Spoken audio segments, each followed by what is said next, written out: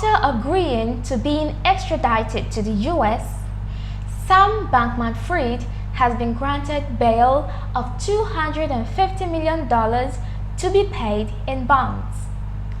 Since he has earlier stated that he has only $100,000 in his bank account, his parents took charge of the bail amount. According to multiple sources, Sam had his bail hearing by 1 p.m. on Thursday, had GPS bracelet installed by 2:30 p.m. and was able to meet up with his earlier scheduled flight to California by 4:30 p.m. He now will be under house arrest and spend the year-end holidays with his family. Sam is scheduled to appear in court again on January 3rd, 2023. The short time it took for Sam to get bail and be back with his family has raised many brows, as this is really unheard of. Another issue that has raised many brows is the bank FTX and Alameda Research used to hold their balances, Silvergate. A lawsuit has been filed against the bank which asserts the following. 1.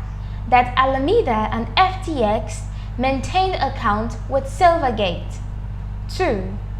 It directly aided and abetted FTX fraud and breach of fiduciary duty via first-hand participation in the commingling of funds, improper transfers, and lending out of customers' money. 3. Silvergate processed billions in transfers from FTX client accounts at Silvergate to Alameda's account. 4.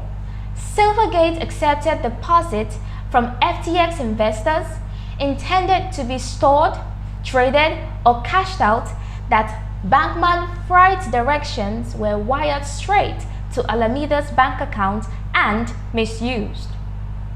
It is worth mentioning that Silvergate is a federal regulated bank and it's publicly traded. Aside Silvergate, FTX and Alameda used Moonstone Bank, which was formerly Farmington State Bank. Previously, we mentioned that Carolyn Ellison has been granted bail of $250,000 after her plea agreement was accepted. You can find the link to the video in the description below. Gary Wang was another person deeply involved who also made a similar deal with Carolyn Ellison.